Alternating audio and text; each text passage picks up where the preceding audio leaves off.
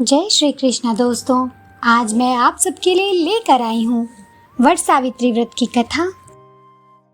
भद्र देश के एक राजा थे जिनका नाम अशोपति था। भद्र देश के राजा अशोपति के कोई संतान न थी। उन्होंने संतान प्राप्ति के लिए मंत्रोच्चारण के साथ प्रतिदिन 1,00,000 आहुतियां दी। 18 वर्षों तक यह क्रम जारी रहा। इसके बाद सावित्री देवी ने प्रकट होकर वर दिया कि राजन, तुझे एक तेजस्वी कन्या पैदा होगी। सावित्री देवी की कृपा से जन्म लेने के कारण कन्या का नाम सावित्री रखा गया। कन्या बड़ी होकर बेहद रूपवान हुई।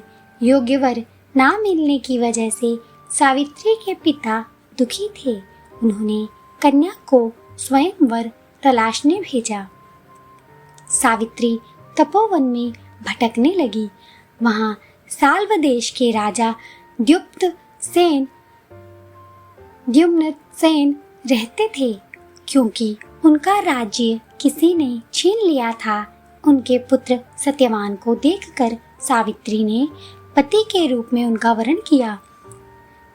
ऋषिराज नारद जी को जब यह बात पता चली तो वह राजा अशोपति के पास पहुँचे और कहा कि हे राजन, यह क्या कर रहे हैं आप? सत्यवान गुणवान हैं, धर्मात्मा हैं और बलवान भी हैं, पर उनकी आयु बहुत छोटी है। वह अल्पायु हैं। 1 वर्ष के बाद ही उसकी मृत्यु हो जाएगी। ऋषिराज नारद की यह बात सुनकर राजा अशोपति घोर चिंता में डूब गए। सावित्री ने उनसे कारण पूछा तो राजा ने कहा, पुत्री, तुमने जिस राजकुमार को अपने वर के रूप में चुना है वह अल्प आयु है। तुम्हें किसी और को अपना जीवन साथी बनाना चाहिए।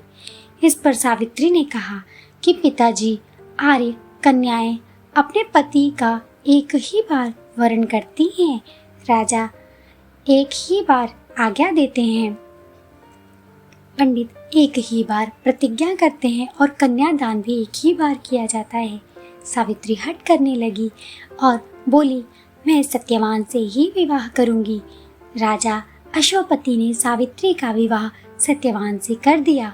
सावित्री अपने ससुराल पहुंचते ही सास ससुर की सेवा करने लगी। समय बीतता चला गया। नारद मुनि ने सावित्री को पहले ही सत्यवान की मृत्यु के दिन के बारे में बता दिया था। वह दिन जैसे जैसे करीब आने लगा, सावित्री अधीर होने लगी। उन्होंने 3 दिन पहले ही उपवास शुरू कर दिया। नारद मुनि द्वारा कथित निश्चित तिथि पर पितरों का पूजन किया। हर दिन की तरह सत्यवान उस दिन भी लकड़ी काटने जंगल चले गए। साथ में सावित्री भी गईं। जंगल में पहुंचकर सत्यवान लकड़ी काटने के लिए एक पेड़ पर चढ़ गए। तभी उनके सिर में तेज दर्द होने लगा। दर्द से व्याकुल होकर सत्यवान पेड़ के नीचे उतर गए। सावित्री अपना भविष्य समझ गई।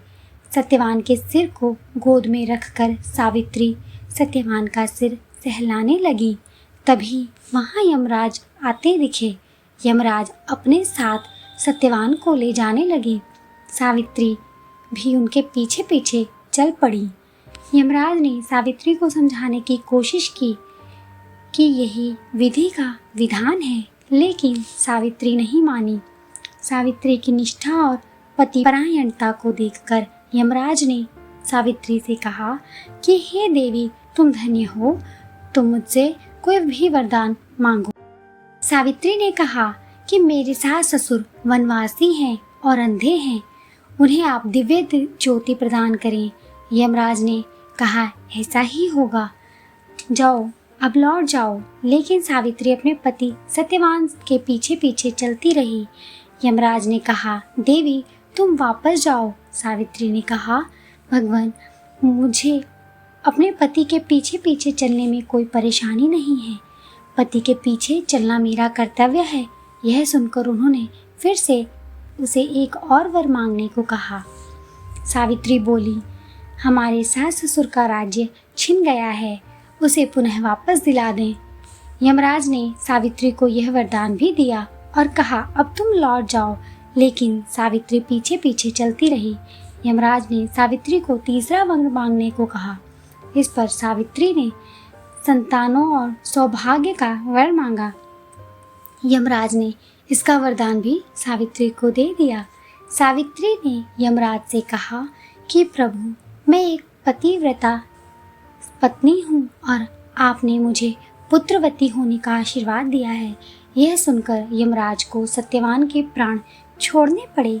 यमराज अंतर्ध्यान हो गए और सावित्री उसी वटवृक्ष के पास आ गई जहाँ उसके पति का मृत शरीर पड़ा था। सत्यवान जीवंत हो गया और दोनों खुशी खुशी अपने राज्य की ओर चल पड़े। दोनों जब घर पहुँचे तो देखा कि माता पिता को दिव्य ज्योति प्राप्त हो गई है। इस प्रकार सावित्री सत्यवान चिरकाल तक राज्य सुख भोगते रहे। अतः पतिव्रता सावित्री के अनुरूप ही प्रथम अपने सास ससुर का उचित पूजन करने के साथ ही अन्य विधियों को प्रारंभ करें। वट सावित्री व्रत करने और इसकी कथा को सुनने से उपासक के वैवाहिक जीवन या जीवन साथी की आयु पर किसी प्रकार का कोई संकट कभी भी आया हो तो वो टल जाता है।